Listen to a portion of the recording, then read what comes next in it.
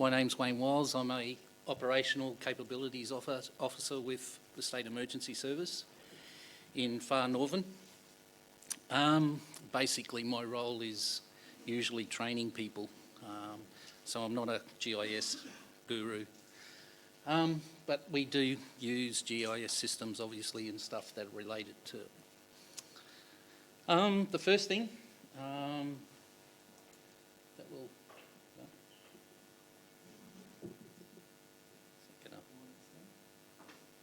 Did I leave the mouse in the wrong place? Hang on.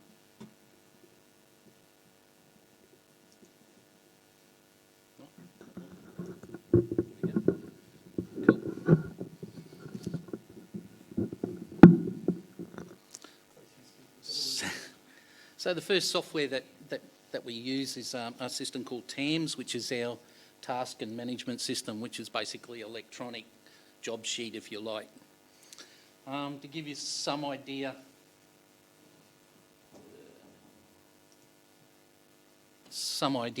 of how it works, basically people can enter jobs via either an app or a website. It goes into TAMS directly, or it can be through a call centre, which obviously someone rings up 132 and the jobs logged that way.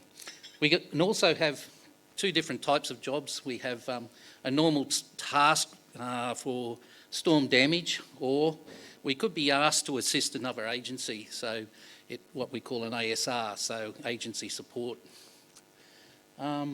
request. So that could be put in by Watch Desk down in Brisbane at QFest's main complex down there. Once it's done that, the other way that a job could be logged is simply by a person. They could have a job of opportunity where they've gone to a house and done some sort of work, and obviously the neighbours come out and said, "Oh, look, while you're here, I've got a leak as well, can you have a quick look?" So it can be put in by the person in the field as well, so volunteers.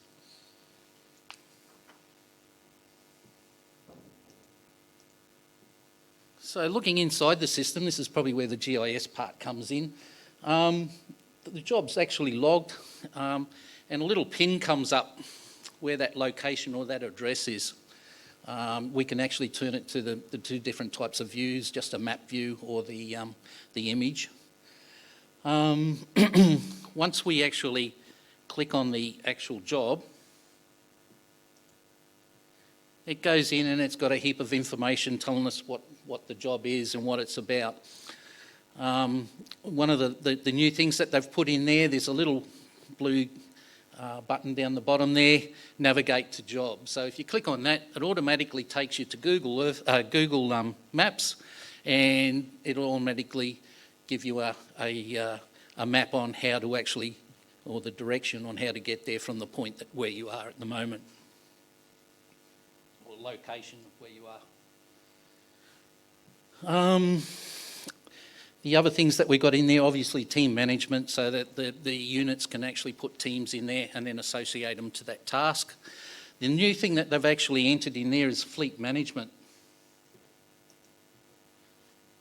which is now all the vehicles and boats associated with that group are also in there, and that can be tasked to an actual job.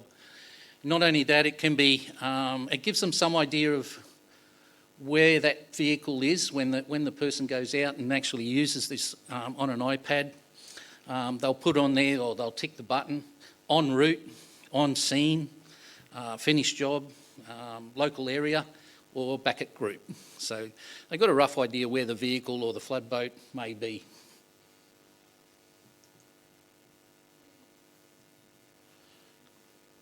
Basically.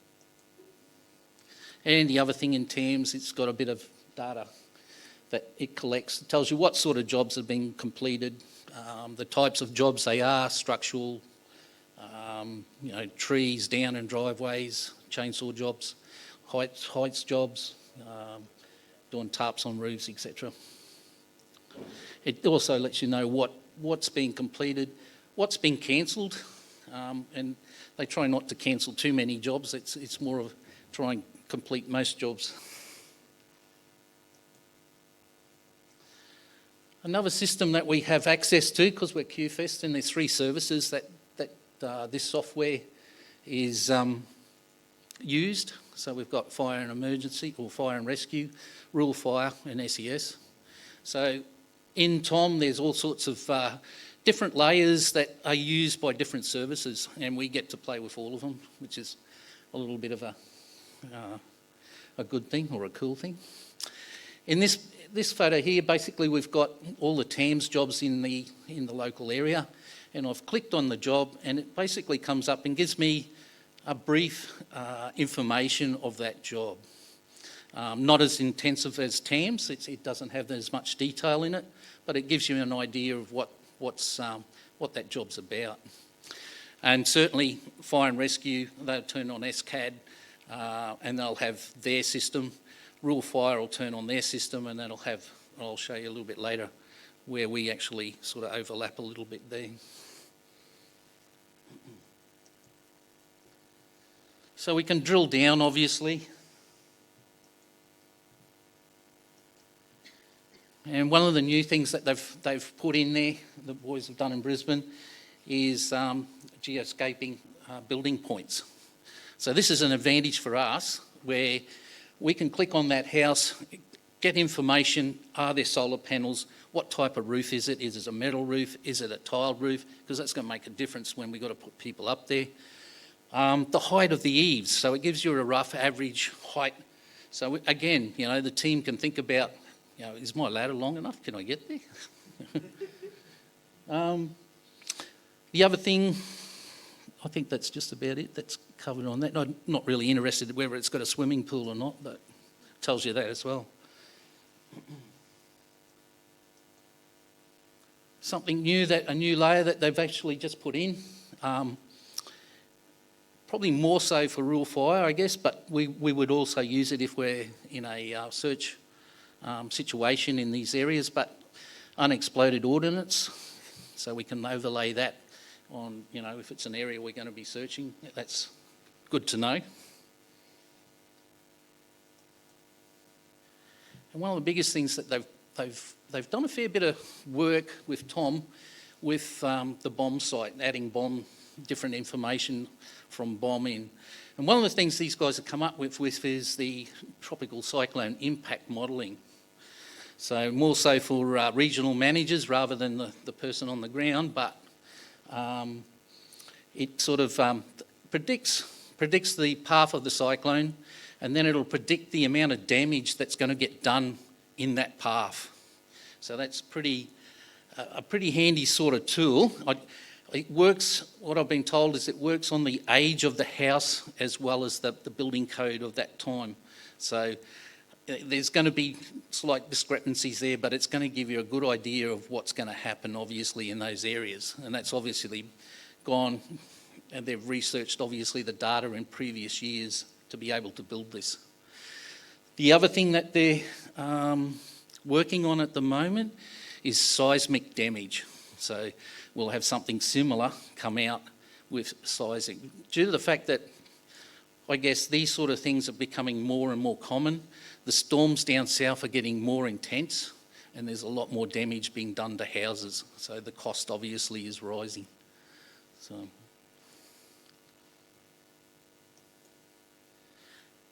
Okay, another program. So Tom is only accessed by full-time staff of QFest and possibly some part-time. It's not available for volunteers to access. So what they brought out the mobile situation overview, MSO. So this is a cut-down version of Tom. Doesn't have everything that Tom's got in it, but it's very mobile. You can actually run it on field maps. But you can access, all volunteers can actually access this. And it has very similar layers.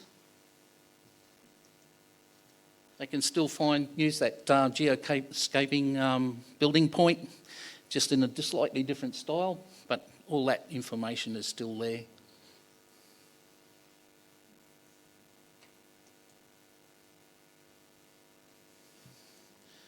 They've also, as I said before, they've put a lot of bomb information in.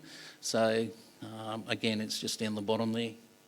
bit of, rain and temperature. You can do more in Tom.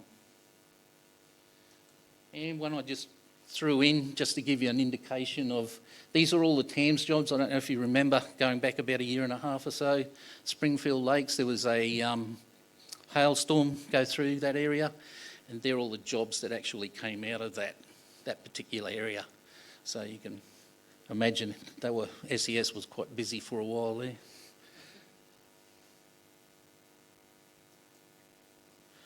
All right, searching. So we're starting to use a new type of program called Sartopo in our searching toolbox, if you like. Just to go through a little bit about searching, I don't know if you're all aware of how it actually works or how we work with it. So first, obviously, someone may go missing or the QPS may be looking for an item of interest. Usually we'll get the heads up in the local area before it actually becomes a job. With a missing person, QPS will designate a search and rescue mission coordinator, which we call a SARMAC. Him and the SES coordinator will probably get their heads together. QPS will gather information, and then it'll probably go down to someone like the experts in Brisbane, possibly Jim Whitehead, Senior Sergeant Jim Whitehead. He'll come back with a high probability areas to search.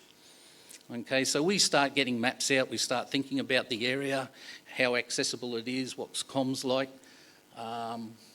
etc. So from there, this is one of the searches we did this year.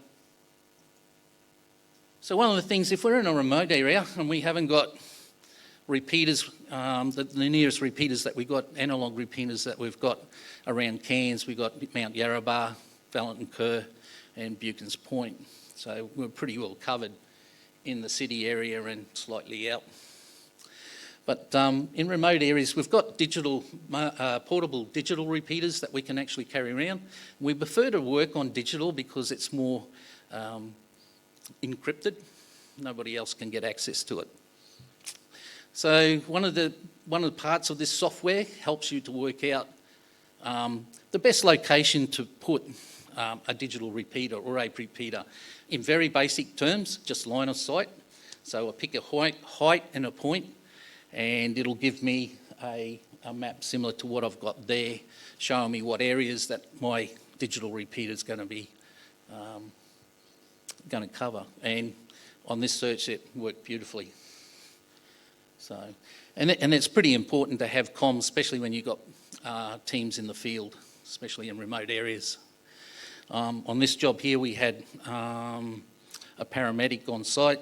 We had 2 CERT medics as well from the QPS, and only lucky we only had 1 injury, so which worked out really good. So, and it wasn't that bad. She's all okay now, so that's good.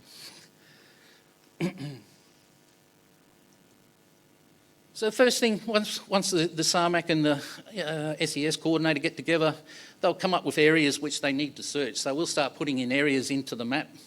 We'll start putting resources in. We'll start thinking about what we're searching for, how fast we're going to be searching, and the area. Is it going to be a buffer zone? Along a natural boundary like a road or a fence. And in some cases, we don't have that luxury. So in this search, we've started using other software where we can actually use electronic boundaries. Again, SARS also helps produces maps to do that.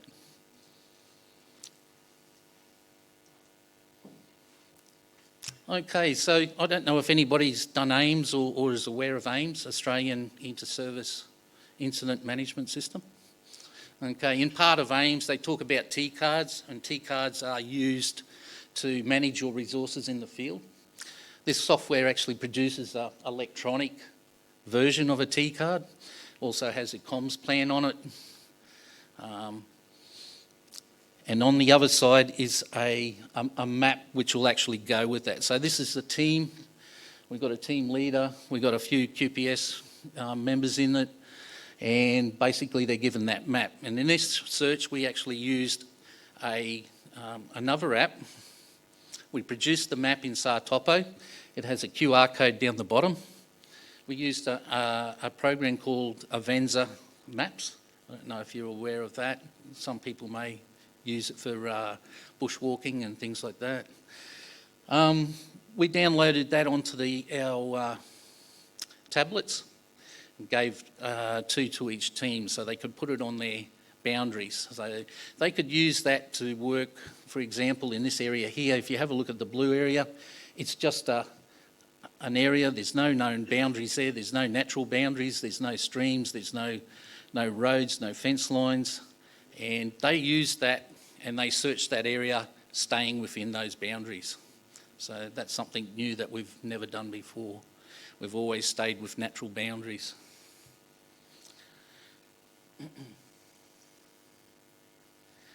The other thing that we do, and I'll talk about why we do it, is we collect the GPS. In a normal case on a search, we give everybody a GPS and we're going to download and record those tracks. And there's 2 reasons, or 2 main reasons why we do that. And the first reason is that we can look back at the tracks and say, well, we've missed an area for some reason, whether that's been a natural obstacle or whether it's been some other obstacle.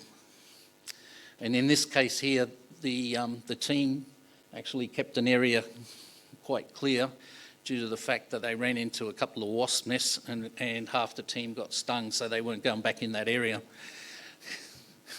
The next day we sent another team in. They were a little bit quieter and they stayed away from the wasp nest, but they did cover that area.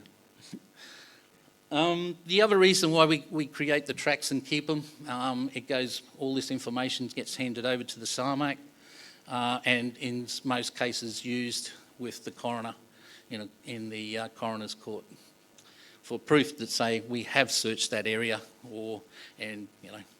for that item or missing person.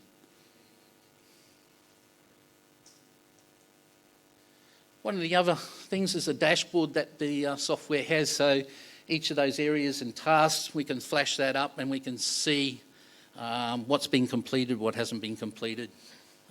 Pretty simple sort of stuff.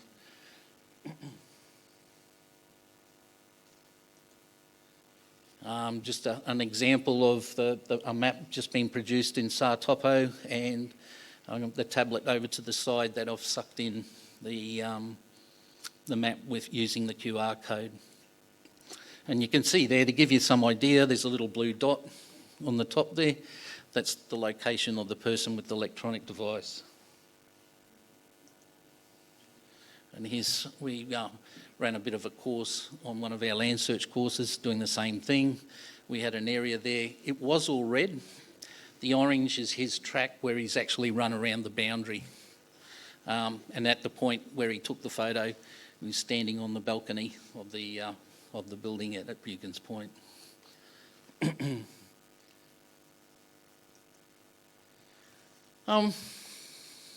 As we go on, a couple of things. We use drones as well to search, and obviously you can see up there, this is another search that was carried out down in Mount Sophia. And you can see the drone tracking there where we've done mapping. But I want to more or less talk about once we've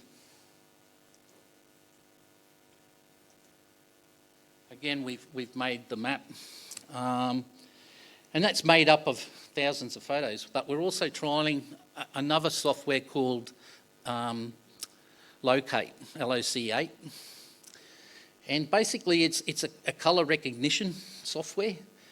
So we can put in it, say for example, if you're looking for the colour of a missing person's clothing, you can put that into the actual program and then tell it to search those thousands of photos, and it'll come back with the pixels that have the same colour. Obviously you've got to play with it a little bit to get it so that you're still not looking at thousands of photos that you've got to interpret. But it's certainly being used by search search and rescue organisations across the world. So that's something else that we're starting to trial. So.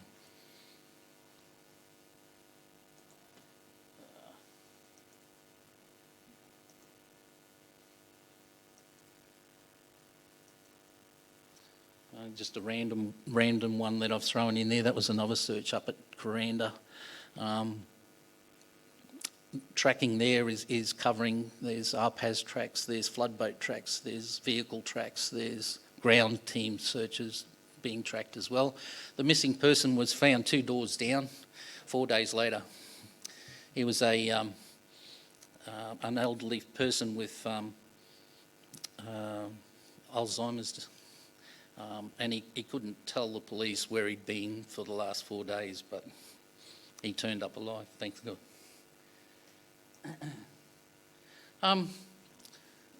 Using drones, we work with Rural Fire as well. We do with our drones out in the field. What we'll do, I don't know if you're familiar with, some of you are quite familiar with drones.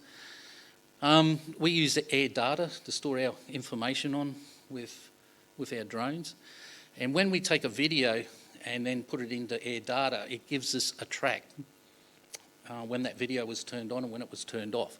So what we do is we fly our drones over the fire line with our video on, and then turn it off when we've got to the end of that fire line, come back home, sync that data, and then we can pass it on to the ROC, which then inserts it into Tom, and we can then have, without having any other aircraft, we can use our drones to map fire lines.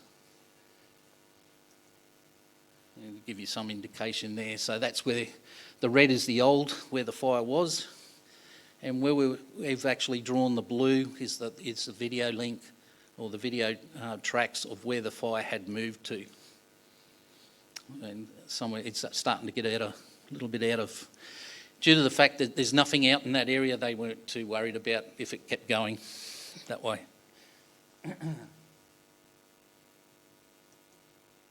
And basically that's pretty much it. Are there any questions? No? Cool. Oh, Mark? The one where he was doing the boundary on the training day. Yes. So he walks out the iPad and he shows him that he's reached that particular boundary. Yes. Yeah, so in most cases what we'll try and do is maintain where the search base is and the area that they're searching. The other thing that we're doing is starting to trial as well with Sartopo is getting rid of GPSs. So what we want to do is start using the volunteers' mobile devices and track them in the field live. So that way we don't have to download GPSs, and that saves me heaps of heap of time in actually downloading 50 tracks, editing them and then inserting them onto a map, because that just takes hours. Yes? Yeah.